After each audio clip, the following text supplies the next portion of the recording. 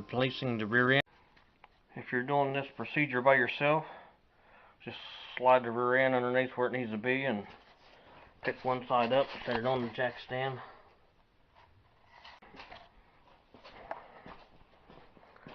And go around the other side, pick it up, set it on the jack stand, and then you can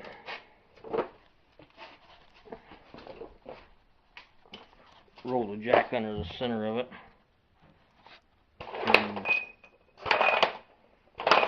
to fine tune where it needs to be. If you lift your brake lines hanging, just watch and make sure you don't get them all bent up against the leaf springs. And the pumpkin will want to point down, so you can put a third jack stand underneath of it where the drive shaft flange is. Keep it upright and then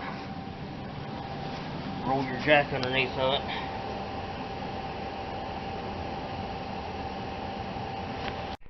If you're reusing the brake lines, they look like they're in good shape. I recommend replacing them with new ones. Make sure they stay underneath the leaf spring and behind the shock. Before you lift it up in there, make sure the brake lines are where they're supposed to be, relative to their position that they're going to be in. They're not caught up in anything.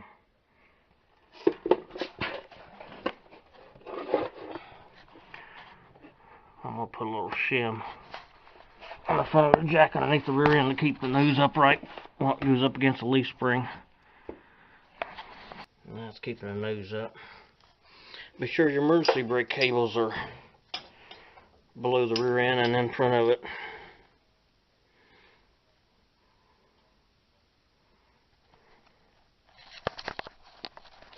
And knock any debris off of these leaf springs where this mounts.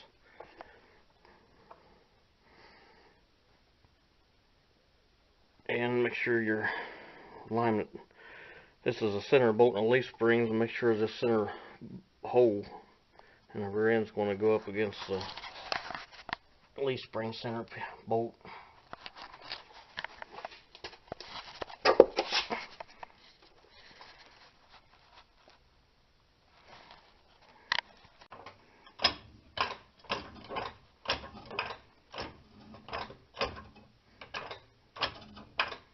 Brake line's getting in the way.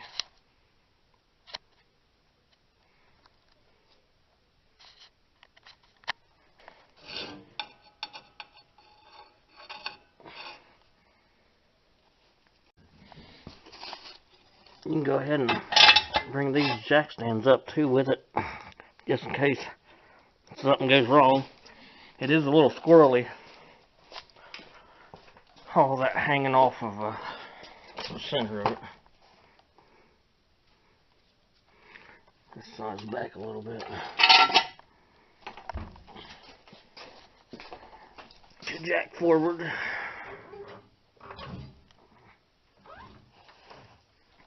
Slowly. If it catches on anything, it'll roll that rear end right off there, like a emergency brake cable or something.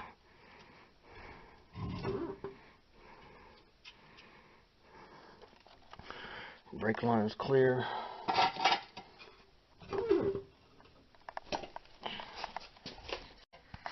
This driver's side shock needs to be at the back of the rear end when it goes up too.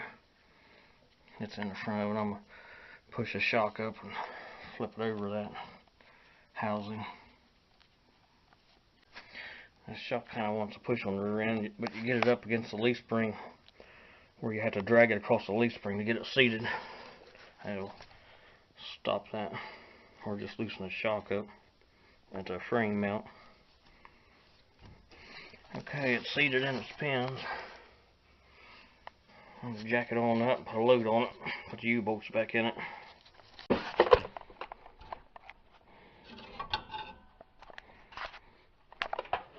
And once you get it into position, make sure it's reasonably flat through there. Take a hammer and settle it down a little bit.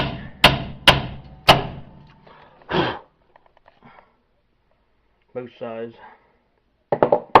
Then start mounting U-bolts up in it. I put a jack under the nose of it, tilt the rear end level. It still wanted to tilt down. It's leaving a little gap there, but that's working good. And it's actually sitting on these stands on the outer ends.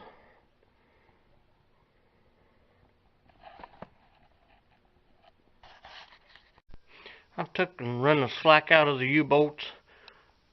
The nuts are all down evenly so that there's the same amount of threads sticking up. I took the slack out and then look and make sure the U-bolts are straight as possible before you finish tightening it up. That they're square and not splayed apart or too close together, pointing toward each other. It can settle itself out and come loose if you don't. Make sure all the bolts have the same amount of thread sticking up within reason, within a couple of threads,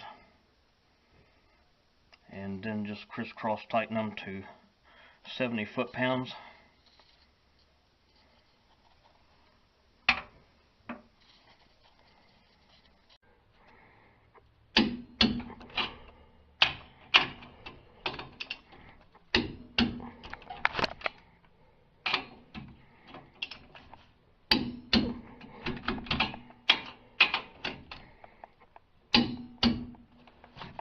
On the money. I've passed the emergency brake cable through the back brake plate and put it in its arm, which is an outfit. I usually get a pair of diagonals and a pair of vice grips on the head of it, slip in diagonals against the spring, and then walk the diagonals up the cable, the side cuts, diagonals, whatever you want to call them, up the cable to hold the spring back while you drop this cable in there. Just don't squeeze the diagonals too hard or you'll cut the emergency brake cable. A pair of locking vice grips with needle nose on it would do good. But I fished the emergency brake arm back into its slot, pushed the shoe up on there and put this hold down on it and laid the self-adjuster cable in there.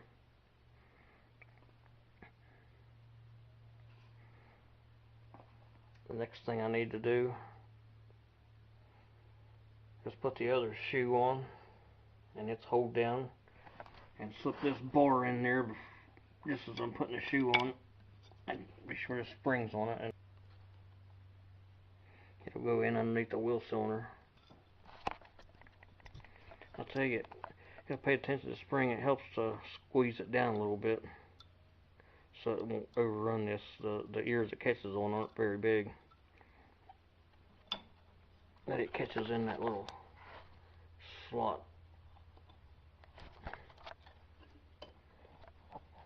back in there.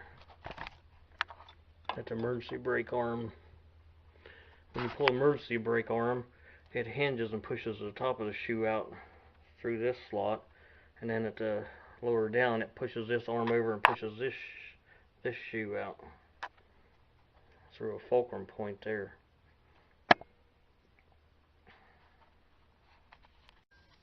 The front shoe will be put in. The spring really can only be put in out here because that hook on it, it's something else, and that catches a self-adjuster.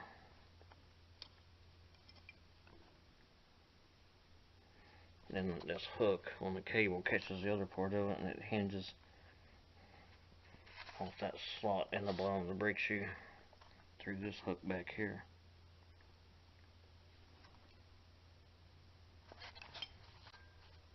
Went ahead and greased these 6 pads up the shoes lay on all around it, and a little dab of grease on each end of the wheel cylinder where it contacts the shoes.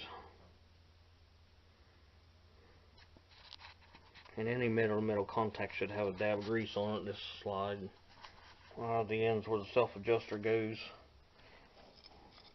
and you place the spring touches the slot. Just a little A little bit, not too much of silicone grease, brake grease. Never get your self-adjusters mixed up. They always go underneath the adjuster arm, and if you pull the cap off one end of it, there will be an L or an R indicating left or right side. And that's standing from behind the truck. This is an R, and this is the passenger side of the truck. So it's the right one. It really pays to check that. I've seen them backwards, and they'll unadjust the brakes instead of adjust them up, and it'll wear the tops out because just the wheel cylinder is pushing the top out, and the bottom's not there to meet the drum already from the adjuster holding it out, and it'll just wear the top part of the shoes out. I stuck the self-adjuster in its place.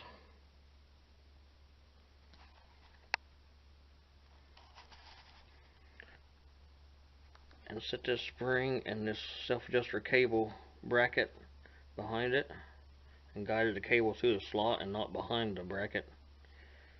Now I just need to pull this rear spring up and lock it onto this pin.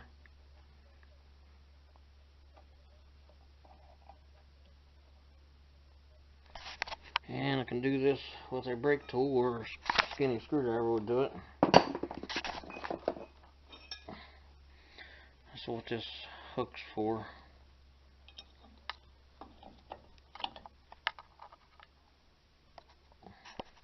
Make sure your self-adjuster cable bracket is flat.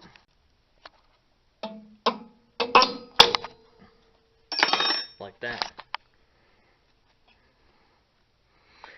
If you're reusing a wheel cylinder, be sure not to push around on it or it'll start leaking. Push the brake shoes and push the piston in and out. It'll get the cups in a place they didn't normally wear and skin them, and then they'll start bypassing. Okay, that's the left side. Here's the cables loose, not behind anything. Now to do the right side, same way.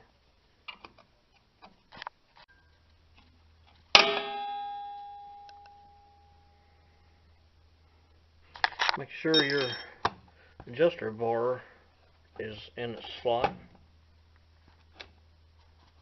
and the springs collapse some. Sometimes you gotta make sure that this arm, when the cable's bad like this one is, make sure this arm's back. Get in there with a screwdriver and pry back on it. Which this one was pulled forward, and that'll interfere with a lot of things. And a lot of times you can tell the shoes will be held apart up here. If the emergency brake's on, you'll see a gap between the shoes.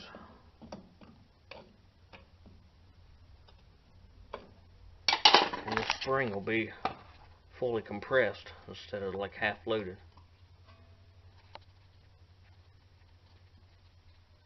Because this bar will be pushed against the shoe, and then if there's a gap up here, you need to pry this emergency brake arm back as hard as you can and get this gap closed up. Just a little tiny gap is still usable, but if there's a big gap, 1/8 inch or something more, if they're just barely not seating on there, it's fine. But if there's an 1/8 inch gap where it's actually holding the shoes off of that arbor pin, you need to deal with the emergency brake cables, or pry this, or if this arm won't pry back, you'll have to replace the emergency brake cable. But that looks to me like usually about in line with this flange is in its rest position.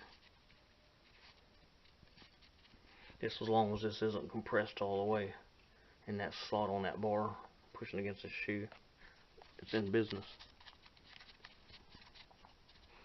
Now the self-adjuster and the spring goes on it. Before you install your self-adjuster, be sure and back it all the way off to the end so it won't be so hard to compress the springs. and this hook sits in that slot. This adjuster cable, the flat part faces up, and the cable raised up part faces the shoe, so the springs will stay seated in there. Make sure they're the curve of the springs underneath the head.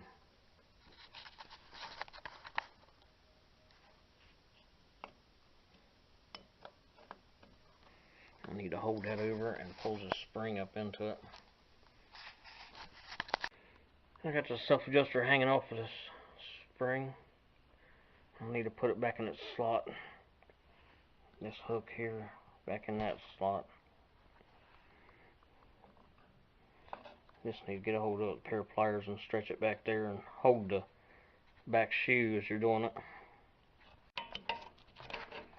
I just go and hold up a pair of needle nose, held this back shoe, and walked it over to it. Wasn't bad. Now I just need to put this hook on there. The hook faces you. It goes in that hole right there. Just lift up on the arm and slip the hook on in the slot. Just lift up on the arm, slip it right in there. Now, the arm should be pointing at the teeth on the self-adjuster.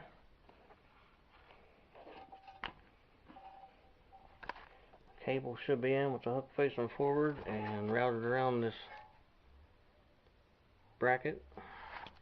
And it's the first piece on there, the arbor pin. And that this spring isn't compressed all the way back in there.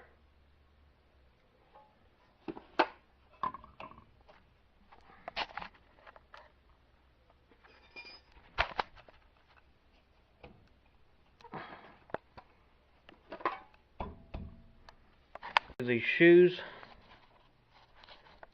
are together at the top.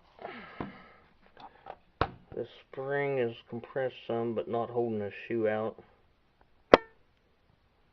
The little square one down in there. The self-adjuster is on.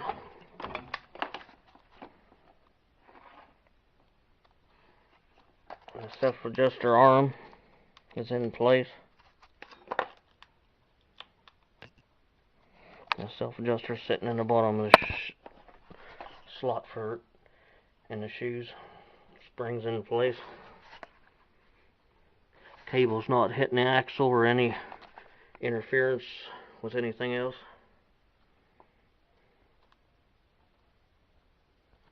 It should be in business. Shoes are pretty centered.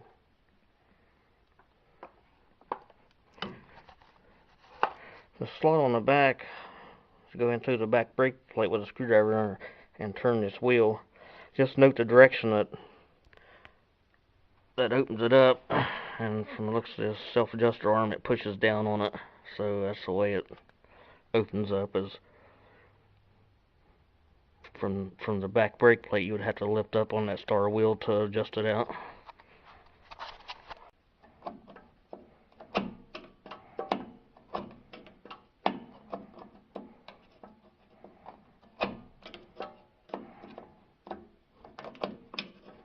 Like that. Should be good to go. Just make sure your springs are seated. Take a wire brush to this face and make sure there's no particles behind it, and clean the drum out. Make sure there's no particles behind it, holding the drum up. Check your starter wheel, make sure none of the teeth are stripped off of it. If there's one tooth missing, it'll come around to that point, and the arm will keep working up and down, stripping off of it and not adjusting your shoes. Make sure all the teeth have an edge on it, and it's just not straight, flat. Be sure to turn your adjuster inside that slot back there until the drum just has a little bit of play in it, and you can spin it by hand without it holding you. Should just have a little bit of slop in it.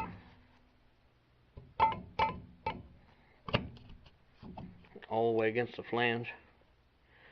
If you adjusted it up and you slip this drum on and it only goes on halfway, be sure and back it off, or this drum will get stuck on there. There's usually, if you didn't put new drums on it, there'll be a little ridge from where the shoes wore in, and it'll be real tight on the ridge, and then once it drops down in there, it'll be loose, but it won't come back up off of there unless you stick a screwdriver in and push that arm off of the star wheel and then turn the star wheel backwards to unadjust it.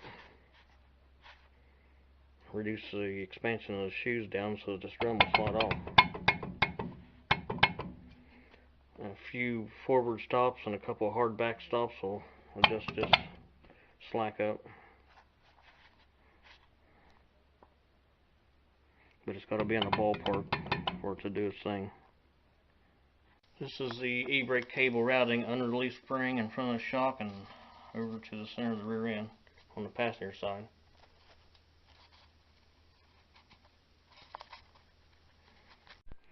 This is the driver's side. Brake spring and brake assembly. Be sure your cable hook faces in. Make like an arch shape, like it's clearing the axle. You know, the axle's not in the way. If you put that on the back, the emergency brake arm will get into it.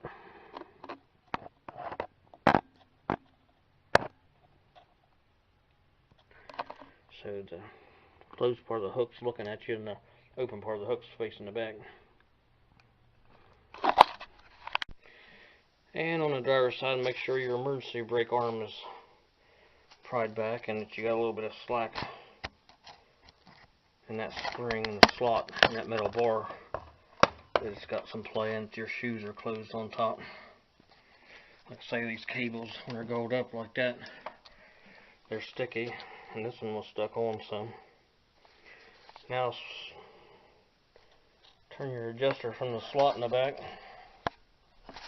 and adjust the shoes out so that they're just barely touching the drum, and there's just a little bit of where you can get the drum on and off. Yeah, the hook faces in on this side and out on the other side. Once your emergency brake cables are ran, and whatever you're going to do to the brakes and the brake lines, go ahead and mount the brackets holding the rubber brake hose block down to the rear end. Plug the ABS sensor in. Wire brush off your drive shaft U-joint flange, and make sure it has a nice flat surface, and put some blue Loctite on the 12mm bolts, and they torque to 70 foot-pounds. Then put your rear end vent up in the clip in the frame. Feel free to bleed your brakes anytime that you got the drums on. Get the air out of the wheel cylinders. I've got the drive shaft yoke flange bolted to the companion flange on the rear end, and blue Loctite, and torqued to 70-80 foot-pounds, and go as high as 90. I went ahead and I put the shock bolts in, but not tight. I'm going to jack the rear end up, take the weight off the jack stands, and then tighten the shock mount bolts up so it don't stress the rubbers out in them. The brake lines are hooked up and bled. The adjusters are adjusted up. The ABS sensor is plugged in. The emergency brake cable brackets attached. I went ahead and pulled the plug out of the rear end, and the grease is waiting just below the hole, so it's where it needs to be. Just a few more things to do. U-bolts are nice and square.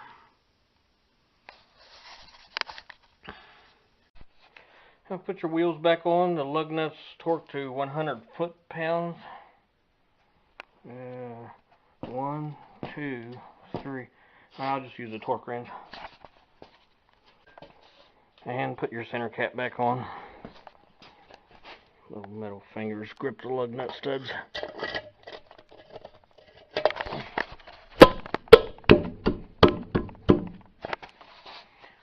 And let it down off the jack stand. Should be in business. So it's ready to go home.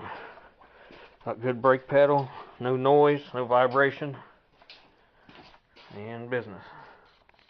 No leaks.